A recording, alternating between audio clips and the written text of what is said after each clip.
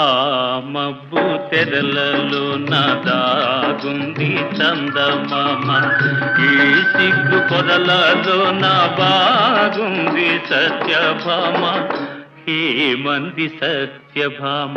ఏమందో ఏమో గాని పరిహాసాలే చాలు నంది. శ్రీవారిని 5-6 అడుగుల దూరాన ఆగమంది, దూరాన ఆగమంది.